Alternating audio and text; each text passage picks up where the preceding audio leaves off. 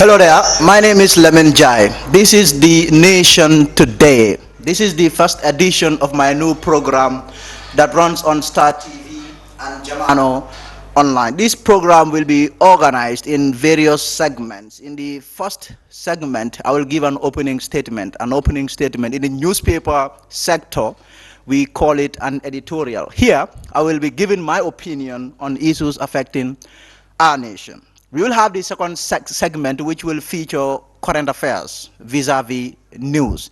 This is what we will have in the current affairs segment. The third part of the show will be an interview where I will be inviting people who really matter in our society to speak on issues affecting our nation. So let's get started, and we'll begin with my opening statement. In 17 days, their representatives, more than 250 people are contesting for seats in the 53 constituencies that make up our National Assembly. This is a very important election. In my view, this is the most important election in that it gives the voters an opportunity to vote for people who will represent them directly, but also people responsible for the allocation of their tax money. So I believe Gambians should not take this election lightly. They should vote. But they should also vote for candidates that are most competent, regardless of what party they come from. A vibrant and competent National Assembly will only ensure greater national development. So that's my opening statement there. We will take a short break and we'll be right back. Stay tuned.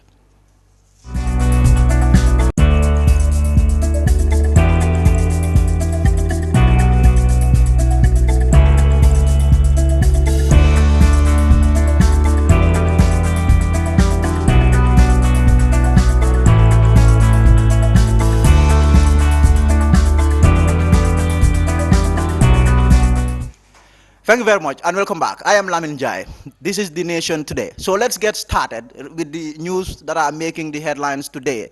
President Adama Barrow has vowed to eradicate the energy poverty of over 700 communities in 2 years. Well, the president has arrived in Basse today, on Tuesday, that was yesterday, as part of his 12-day campaign tour of the country. So the president was speaking in Basse, as he arrived in Basse there on Tuesday. Hadi M. Jaju is traveling with the president, and she filed in this report.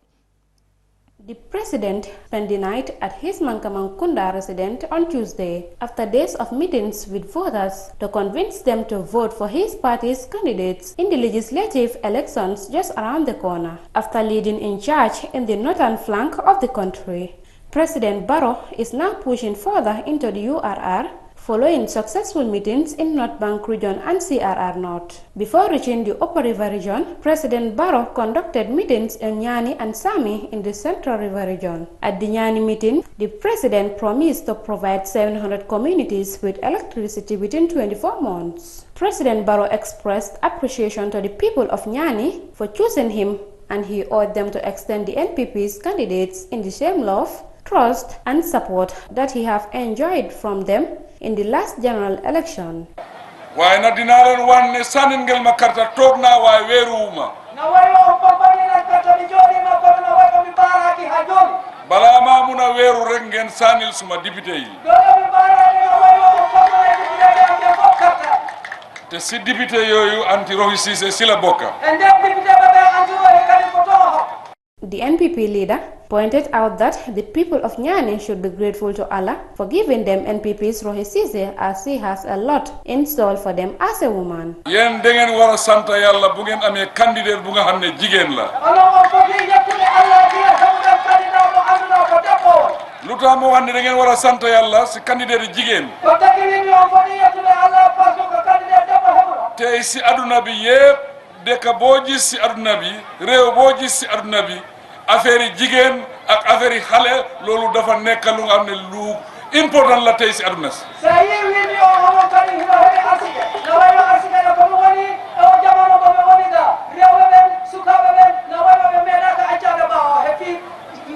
man maa leen wax lii ndimbali aduna fu mu jógee dañoo seet fan la jigéen ñi jiite jigéen ñi lañ dee gën a dimbale kon kii su gañee ñaani di ngeen am lu nga xam ne fay raw seen njorta. President Barrow called on NPP members who went independent to come back to the fold and support the party's candidate. Meanwhile, the Gambian leader has also responded to the many requests for electricity from many speakers. waaye dinaa leen wan li si juróomi at yii dina am liggéey yuñ def yu nga xam ne kenn xalaatu ko woon wàllu courant balaa ñaari at si kanam juróom ñaari téeméeri décale loolu la ñoo def courant si Gambia bi fii ñëpp dinañ am courant te liggéey bi door na fu mu nekk nii war ngeen maa gom war ngeen maa miin.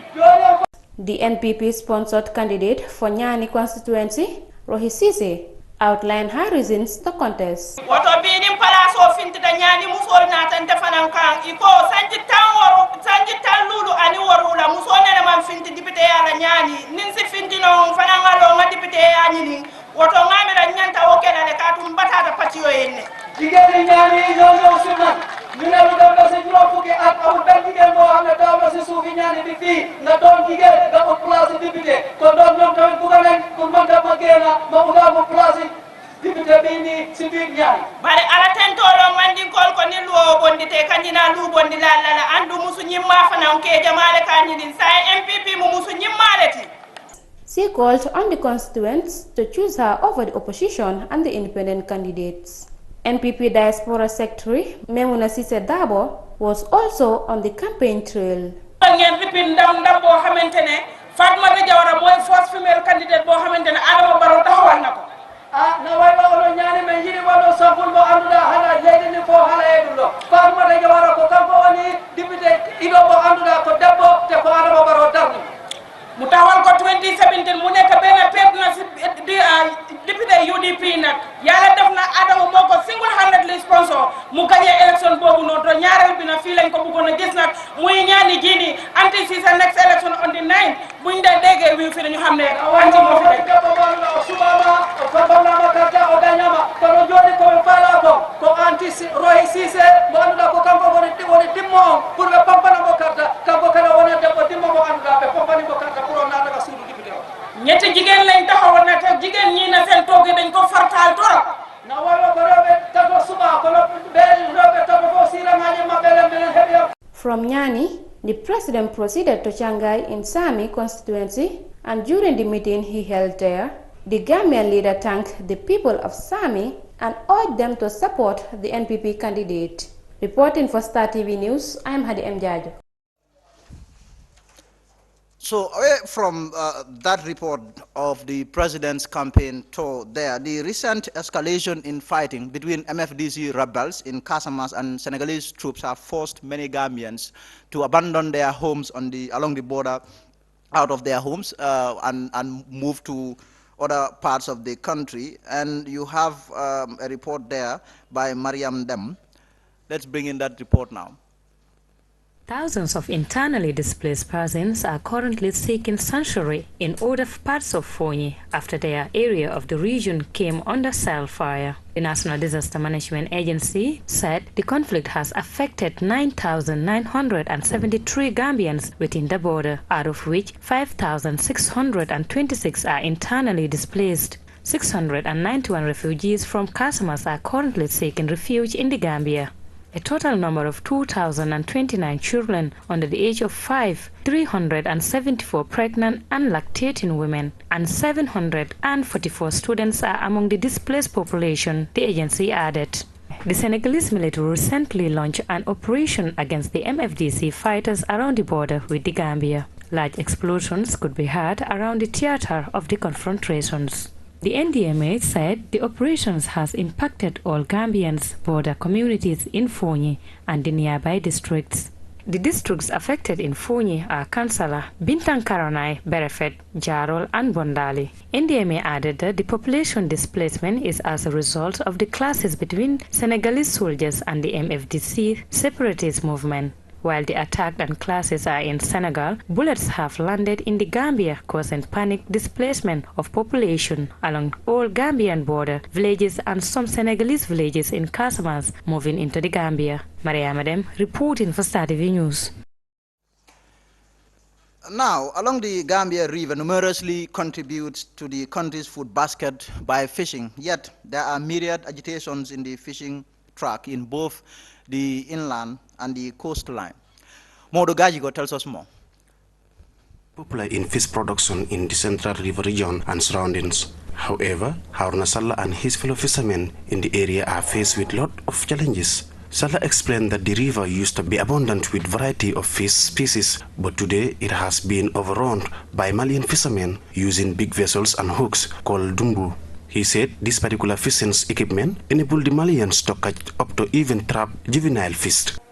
Suñu jafe-jafe rek moy jën gi wàññeeku na di jën gi wàññeeku nag am na lu tax tamit bu dee mun naa ko wax wala lu tax dafa mel ne léegi napp dafa sensé am na loo xam ne léegi dañ ci rax comme genre malien yi ñooñu bu ñu ñëwee léegi ba àll bi xam nga jën.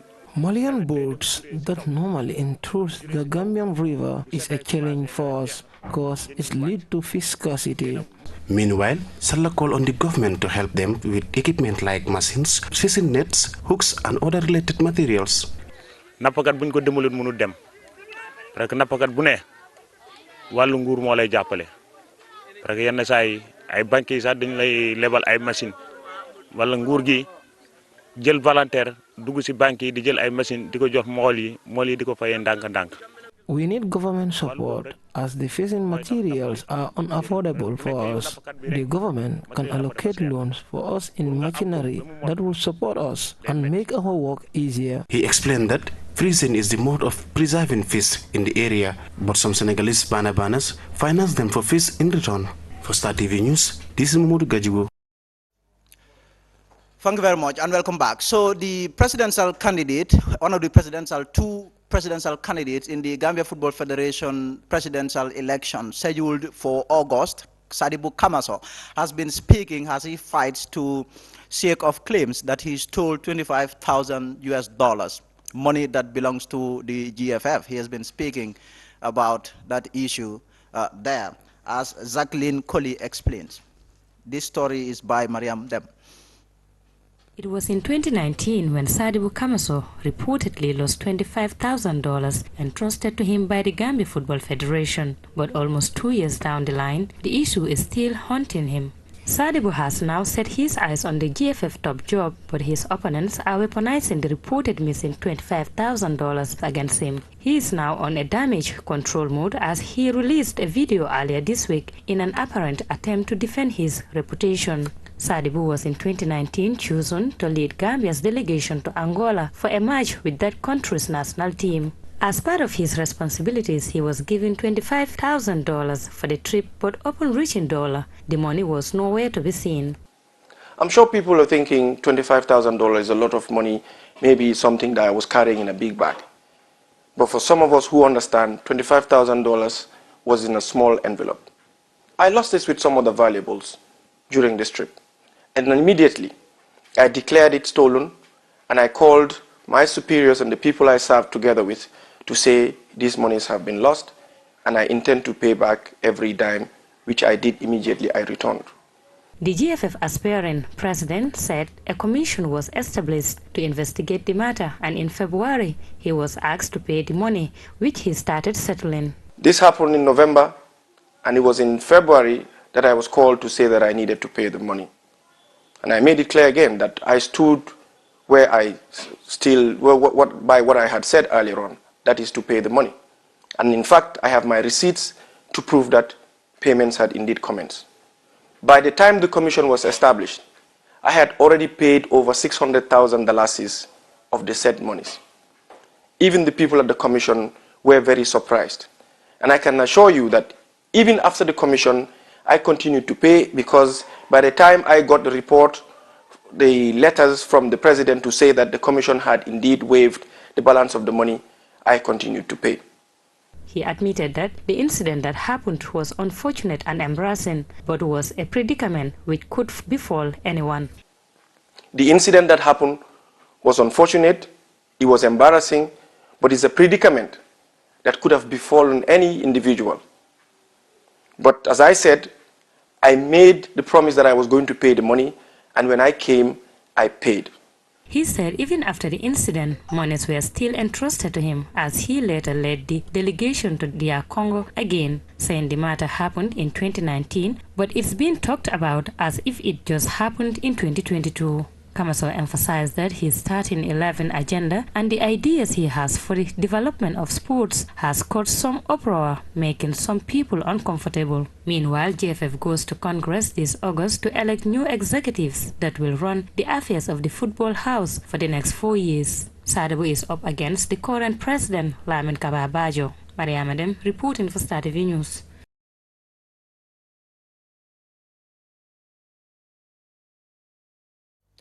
Thank you very much and welcome back. So my guest for today is none other than the Honorable Yakumba Jatta, the National Assembly member or National Assembly elections candidate for the United Democratic Party in Serekunda. She is my guest and she joins me on the show. Honorable, thank you very much for joining me. I appreciate your coming to my show. I mean, in fact, you are the very first person in this very new show. Thank you very much for coming.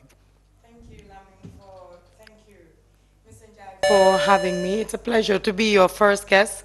I know we've been planning on having an interview forever, and this is the first time it's happening. Exactly. I hope I bring you luck on this show. Thank you for having me. Thank you very much. Thank you very much. You came to the National Assembly by way of nomination. You want to go back, but this time by way of election. Why do you want to return to the National Assembly? First of all, we all know the story behind my nomination and what happened between me and President Barrow. Yes. So I know there is no chance on this earth for me to be nominated again. Yes. So the only way that I can get back is to throw my hat in the ring. And the reason why I am doing this, it's because I think there's a dearth in women representation in this country. Particularly in decision-making institutions, be it cabinet or parliament. We've been only 6 of us in the National Assembly, 3 elected, 3 nominated. That is less than 10%, which is quite a shame. And I think for us to raise the standards, for us to make the young people, the young women have courage to vie for elections, it is important that people like me throw our hats in the ring and fight and challenge the men and compete with them, and so that the young people growing up will have the courage to do the same and take their positions in decision making in this country. You are running on the ticket of the UDP, the United Democratic Party, in a constituency that is quite cosmopolitan, but a very complex constituency, Serekunda. Do you stand a chance? Yes, very well so. I believe I'm going to win this set, fair and square. As you said, Serekunda is a very cosmopolitan environment, and they are very aware voters. And they think with the interactions I have been having house to house, they are more issue-based voters. I think when it comes to parliamentary elections, I don't think it matters which party you stand for. What the people of Serekunda care about, and actually what they should care about, is competency, integrity, and someone who can represent them in parliament and do the job like it is supposed to be done. So what are the issues for you? Issues as my representation in parliament? The issues that you are speaking to the voters about. We know that, voters want you to convince them, they want you to come to them and tell them what you are going to do when you go to parliament. What are the issues for you? Okay, so far so good. It has been great feedback. I'm having actually door-to-door. Most of my campaign is focused on door-to-door, and I'm having close interactions with those that are going to be voting for me. And basically what I'm telling them is what my responsibilities would be when they elect me, what I should do when they elect me, for them to understand what the role of a parliamentarian is, even though they have an idea. And these are 3 things. It's representation, scrutiny, and accountability. These are the three things a parliamentarian should do. And for you to do these things, not only do them, but do them effectively, you need competence and integrity. These are basically the requirements. And there are issues the people of Serekunda have. One of them, and which they've raised and which I've seen with my own eyes, is the issue of the bridge in London, London Corner. And another one is the issue of the maternity ward in the Serekunda hospital. Are these your responsibilities? Well, yes, to a certain extent. As a parliamentarian, you don't directly bring development to your constituency. Well, actually now, to a certain extent, because last year was the only time parliamentarians in the history of the Gambia received what we call a constituency development fund. This is a minimum amount. We were giving each $300,000. Even though I was a nominated member, I get to have my $300,000, sorry, and then I get to decide what I want to use it. Because I'm nominated, I was free to use it in any constituency, and I decided, because I started my second borehole in Pakau Salum, so I decided to use this money to complete that borehole in Pakau Salum. So you are responsible to influence development in your constituency. I think that's a responsibility. For example, the issue of the London Corner Bridge. If I am elected as the representative of Serekunda, it will be my responsibility to raise this issue in Parliament. For example, and also liaise with the local government council, the KMC, for them to fix it. That is, I am their voice. Being their representative means I am the voice of the people of Serekunda. So on any issues that I have, it doesn't mean I have to take the money and go and fix it, but I should be the one to be their connection with government, both the executive and local government, and tell them this is what my people need and this is what I want you to do, and follow it up. Also, another responsibility is scrutiny, and that has to do with budget. If the issue is a budgetary issue during the budget, I can influence that being budgeted for, and that will directly impact the lives of the people of Serekunda. So you are up against 5 others, 6 candidates. You have the Doi candidate, you have the NPP candidate Amadou Lee, you have 3 independents. What sets you apart? What is it that the voters of Serekunda should look at and say, Yakumba is the deal, is the one out of these 6? Well, I think this is the first time in the history of Serekunda that a female is vying for this National Assembly seat. So you find that unique? 57. I find that very interesting, and I'm proud that I am the first female to do this. I'm proud that I'm setting the stage, and I hope a lot others would follow. And I think the other thing that sets me apart from the rest is the experience. I've been fortunate enough to have 5 years in Parliament, so I don't need any induction. I know what my role is. I know what I can do, and I'll be quick at picking things up and in representing my people. I know which doors to knock this time around. I think that is another thing that sets me apart. And the other thing, probably the qualifications.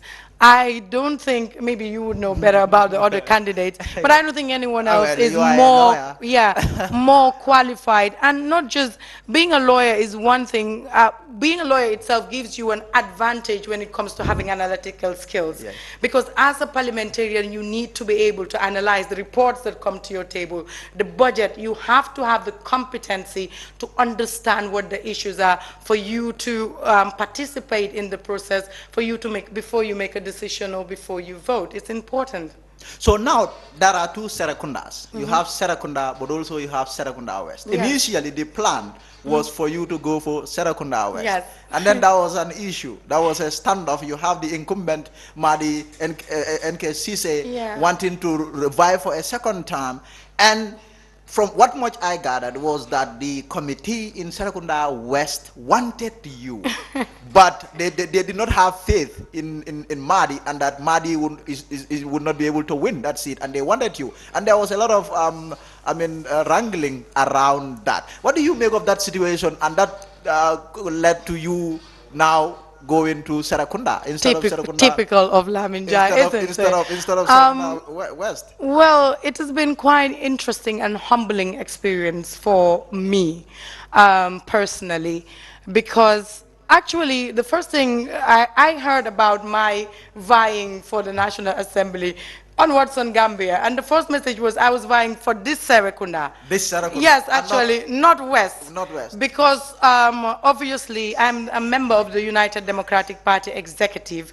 And it was the executive that made the decision that we are keeping all, and we had to negotiate that as well at party level. But in the case of Madi, he's one person I have huge respect for. I've worked for him. I know worked with him. I know what he is capable of. So it's the people of Serekunda West. Some of them wanted me to run for the seat, and they wanted me basically to apply. And when they came to me, they approached me, I told them I can't, because this is the decision that has been made.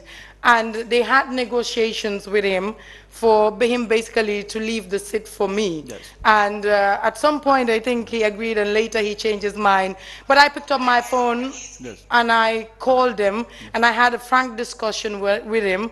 And when he told me really he wants a second term, I said I am going to support, because I have so much respect for you. So Madi is an uncle to me. So this was what happened. And the fact that the people of Serekunda really felt that they wanted me, it's quite a very humbling thing, and I thank them. Even though it didn't work out, I think Madi would do a great job again at the assembly, and I wish him all the best of luck. So how about this other issue? I mean, there are two Serekundas, and yes, then when this switch sort of came, yeah, you not in Serekunda West anymore, but Serekunda, you have people saying, is that even possible? How can you yeah, move from your constituency to another constituency and run in that constituency? Is that something that is normal? Okay, well, both are my constituencies, because the requirement is ordinary residence.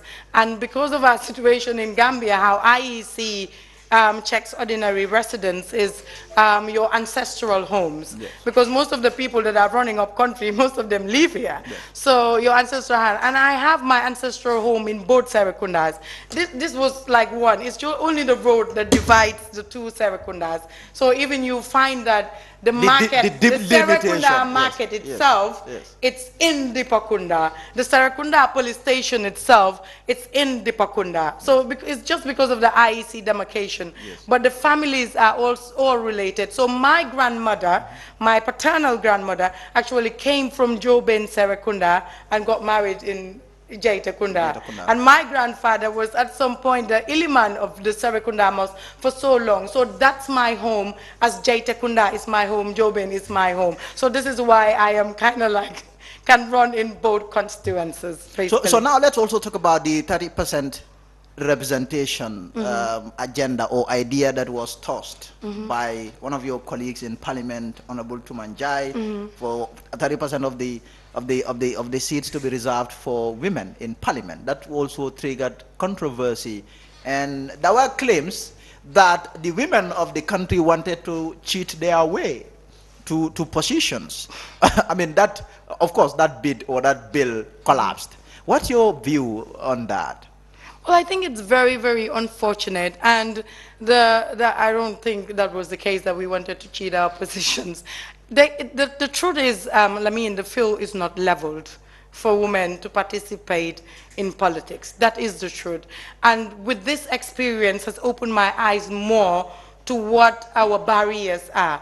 Because even at party level, the United Democratic Party itself, before even this bill, has a policy that we would have 30% of women in all decision-making bodies, both the executive, parliament. That is the policy of the party. But you would see the constituency level, they would want to choose the candidate that can win for them. Yes. And that is what matters to them, the person that can win. So if it is between a man and a woman, and they feel the man has better chances of winning, they want the executive to choose that man. And sometimes the executive had to put their foot down to make sure we had these 7 candidates who are female. Really, it was a struggle. I was part of the meetings. So this is everywhere you go in this country. There are barriers for women in politics and in all walks of life. There are patriarchal barriers, there are religious barriers, cultural barriers, and unless we do affirmative action to make sure we make it easy for them to contest amongst themselves, and that was the idea of this Tuma bill.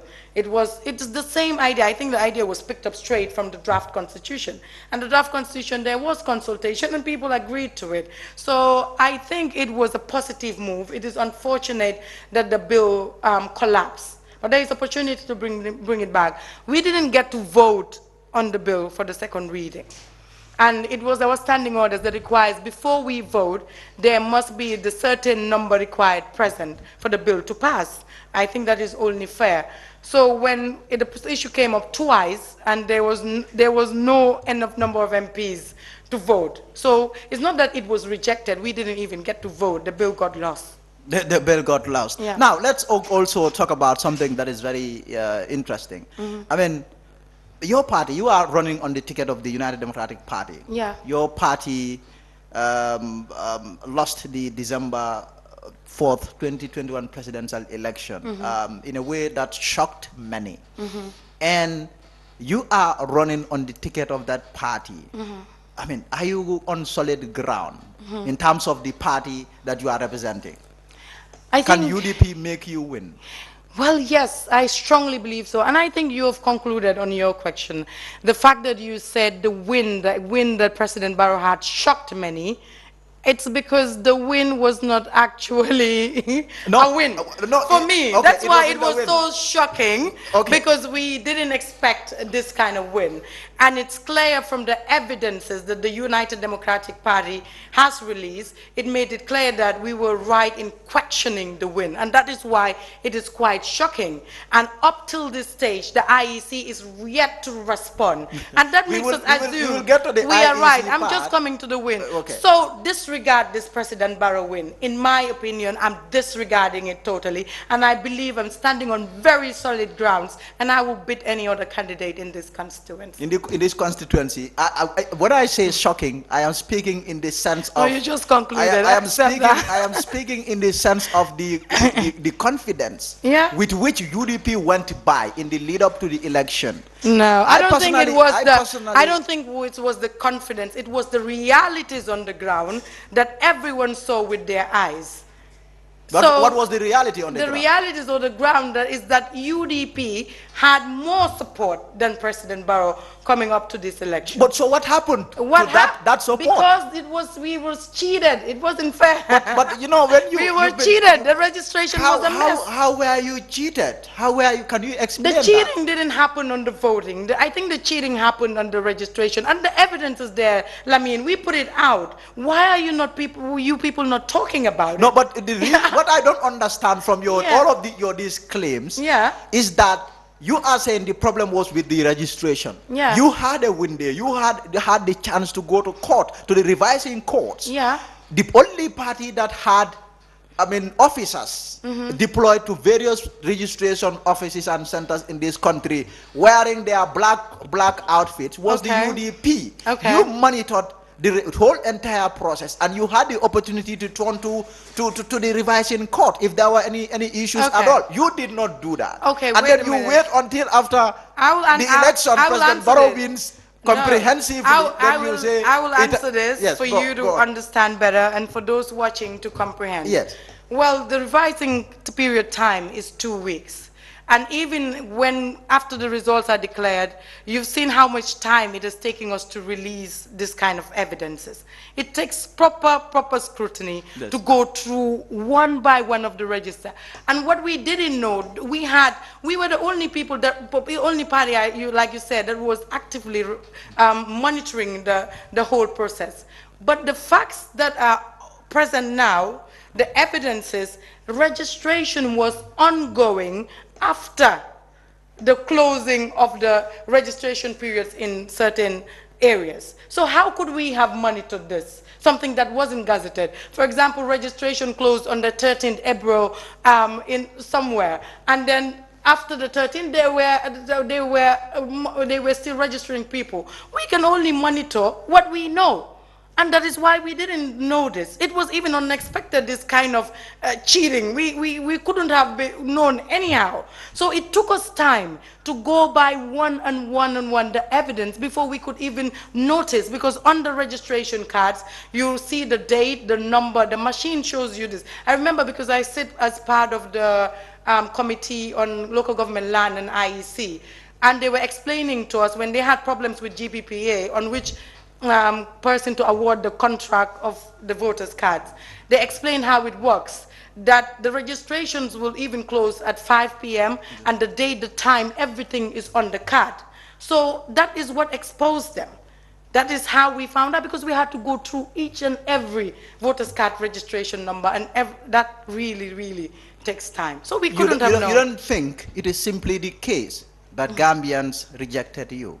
No, I don't think that's true. UDP. And I think if we had our day in court, we would have proven this. And I think if that was the case, and IEC had a better explanation after we released these evidences, they would have come out and say something. But until now, but you have nobody to blame for that but yourselves, because a simple procedural issue, technical issue, you could not do. So the court's hands were tied. They went by what the law says. I think the court got it all wrong this time. This is a legal argument and I don't want to have it. I was in court. You are a lawyer. You yes, can give I your am, opinion. but you are not. So yes. I think the court. I think the court had it absolutely wrong. Actually, the courts were the one with the time of giving notice and stuff like that. It was overtaken by events, because it was the Chief Justice himself that asked us to go and pay the deposit and all of it. So you cannot say do this, and he had the discretion, and they say before you did this you should have done this. So that was the technicality. I really think the courts really messed up big time, and I think if they had the opportunity after seeing this evidence, they would have not done that, because it's not in the best interest of anyone. We are saying this, the other side is saying this, hear it out. And you have views that the entire UDP executive should be sacked. You should quit. You are part of that executive. That you made the party lose a very important election for the party. That all of you need to be sacked, or you resign. How did we make the party lose? Because it is you people in charge of strategy. You were responsible for the party's strategy to make sure you win this election. And you lost so badly. UDP delivered the best campaign in the history of elections in this country. It was issue-based campaign. We had our 5-point agenda. I've been across the country. We even translated the agenda into Arabic for those people that are in the madrasas to understand what we are here about. We explained it in every language we could. Our campaign was clear and sufficient and clean. It was not UDP that was using all these tribal sentiments to get votes. Yet you lost. Yeah. So it is not that we lost. That is why these losses will remain unquestionable for the rest of our lives. Don't you think you guys are behaving like Donald Trump in America? No, we are not. Donald Trump has no evidence than we do. But Donald Trump is also saying the election was stolen. Donald Trump has not been brought out. That it was rigged. There were voting centers where people were intimidated. These were some of the evidences. Donald has not brought out any evidence. We have. And unless IEC responds, you and I should assume what we are saying. So here is the thing. Because, I mean, you lost the presidential election. The MP, National Assembly elections, you are contesting. The party chief leader, Hussein Udabo, did make it clear that you are going to contest all 53 constituencies. Although some of your candidates ended up being rejected by the IEC. Do you have faith in the registry? Because you are saying there was a problem with the registration. Now, here is Honorable Yakumba Jatta going to election with that same exact registry. Do you have confidence and faith in that? Well, it is a very difficult process to have faith in, particularly given the fact that IEC is yet to respond to our queries. But what we are hoping is these people that have illegally registered, I don't think they would dare try to vote in this election. Their faces are out there. Well, that is for now. That is what we are banking on. And I think the real citizens of this country, those entitled to vote, each and every one of us, will be vigilant. And I think at least there would be a change this time around. And we would also be monitoring the rest of the elections, and we will do our best. One thing people thought of, one thing that crossed our minds was to boycott the entire elections. But I feel at some point that we'll be giving up on this country, because no matter what, we need to go to elections. At least we are doing our part. We are taking our responsibilities as good citizens of this country. It is left to the IEC. They will go to this, they will go with this to their graves. But for me, my conscience is clear that I'm doing what I'm supposed to do for country. I'm putting my hat in the ring as a female to encourage young people to do, young women to do the same when their time comes. And I'm hopefully, you have confidence in the IEC? Well, no, not with this. I don't have confidence with the IEC unless and until they come out and clear the air about this.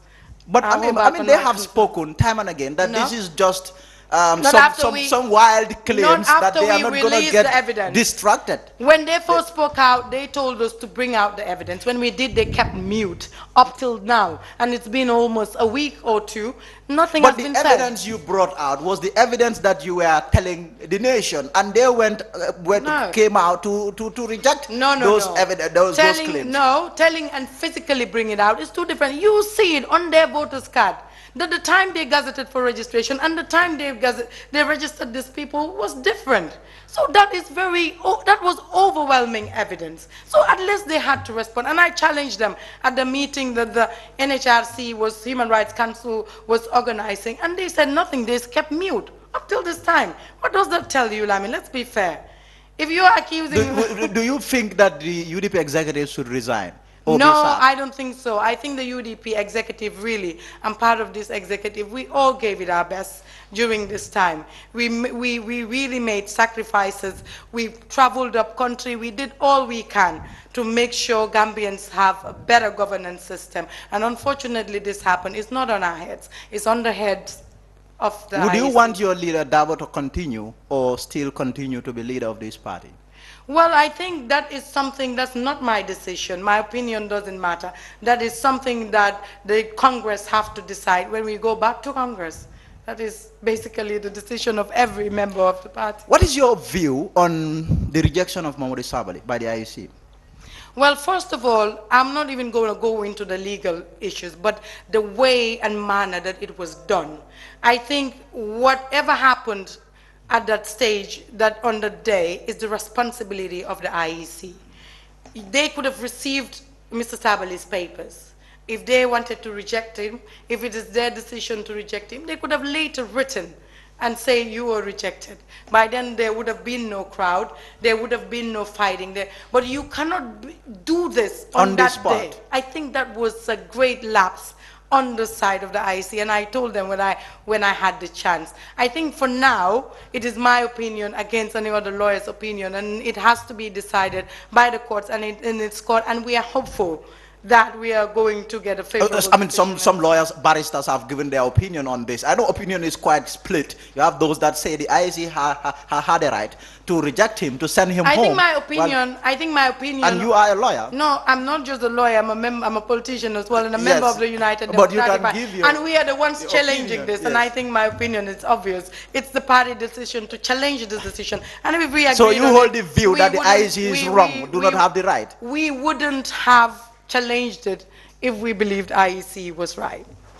And now, this whole entire electioneering process, you have 19 women out of 251 candidates, only 19 women. You happen to be part of one of them. In terms of your campaigns, I mean, what is different, or what is, similar in terms of the ladies that are all in this?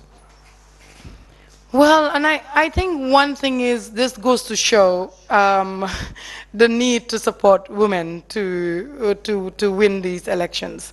And I just heard President Barrow say it somewhere in Basse, you were just playing, that women are very important. And most of the time what women can achieve when they are in positions of power, men can't.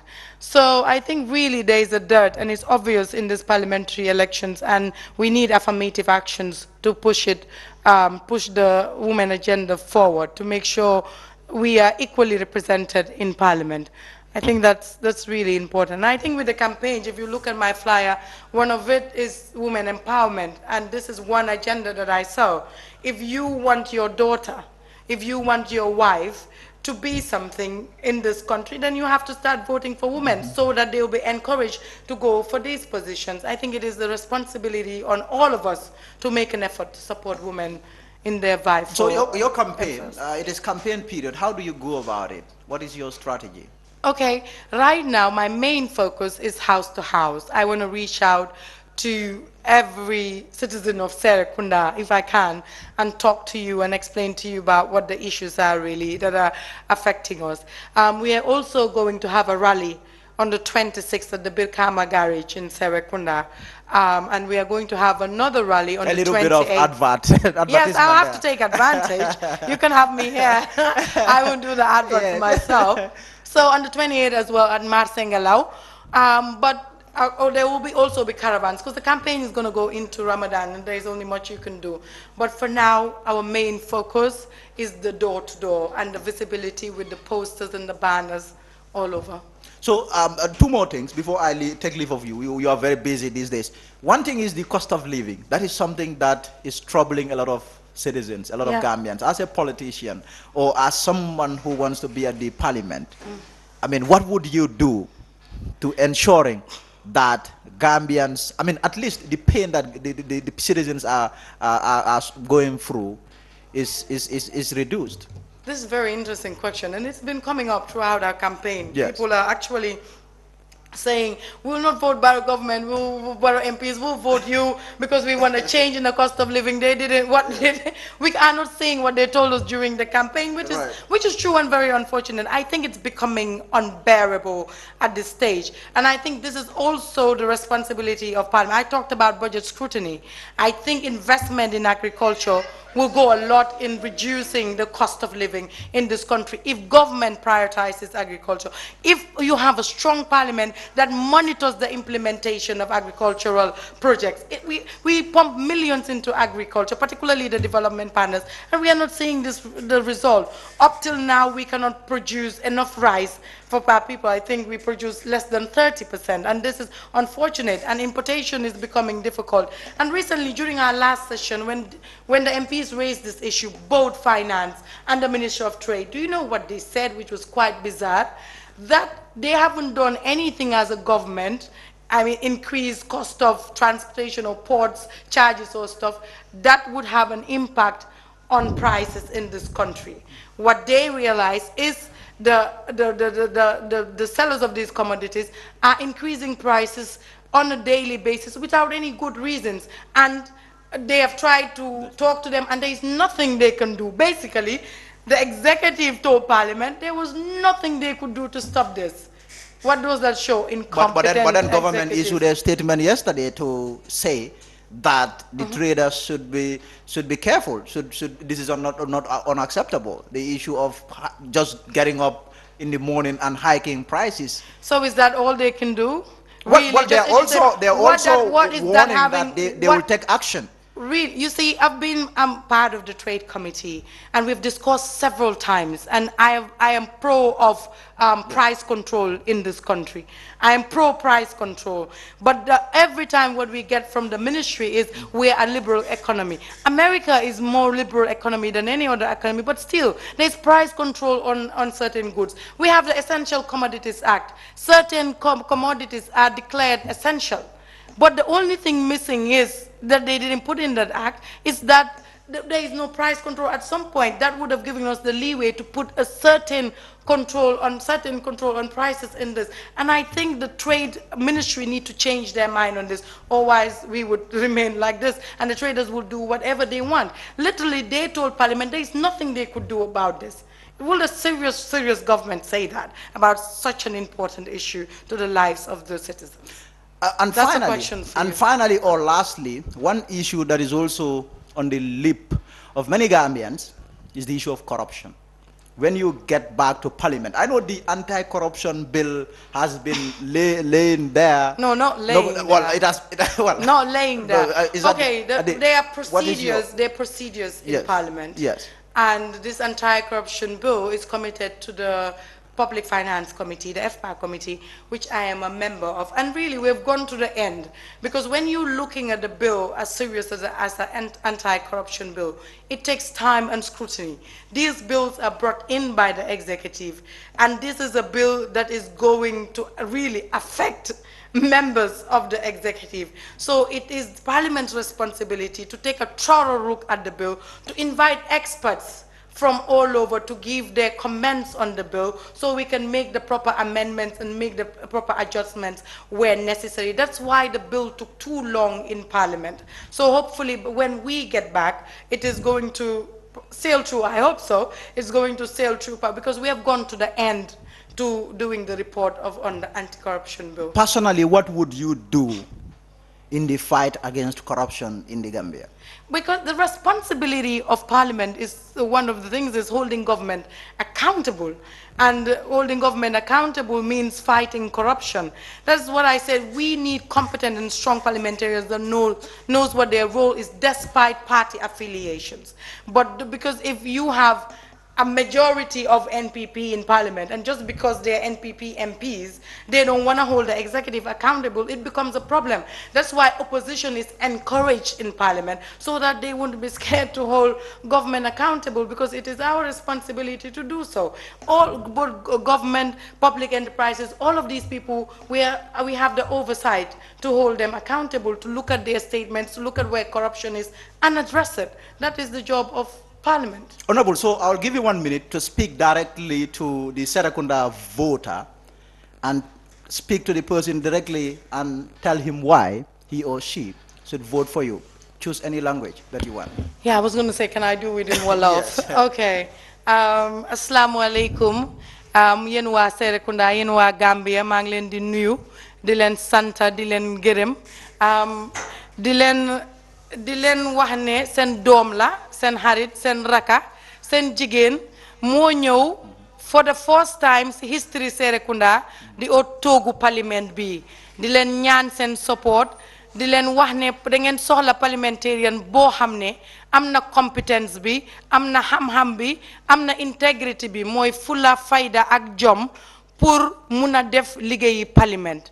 te loolu yëpp soo ko seetloo am naa juróomi at si parlement te gom naa ne wanuma fa dara lu dul fula ak fayda ak def suma liggéey teg ko si yoon looloo ta turi Yaakumba bi sa aaga fu Yaakumba aagu te suma deeloo dinaa leen wane yéen waa Serekunda dinaa taxawaay boo xam ne moo gën a dëgër li ma fa taxawoon te bugga naa Serekunda am ndam ne ñoom tamit am nañ député bu jigéen boo xam ne lu olof di wax jigéen man rek maa siy jigéen te xam naa ne góor yi maa compital munuñ lu raw li ma mun su ma leen munuta dóor munuñ maa dóor basically so maa ngi leen di ñaan seen vote seen carte seen support ak seen ñaan inshallah ñu defal lii Serekunda yàlla may ma ndam bi jërëjëf.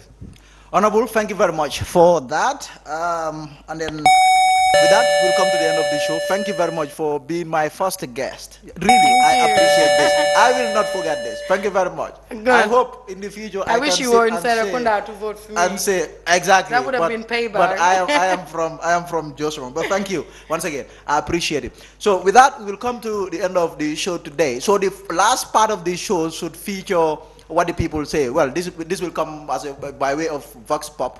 We will hear from the citizens directly what they think about issues affecting our nation. But hopefully we will be able to bring you that on Friday. I'll see you on Friday. Until then, goodbye. Bye.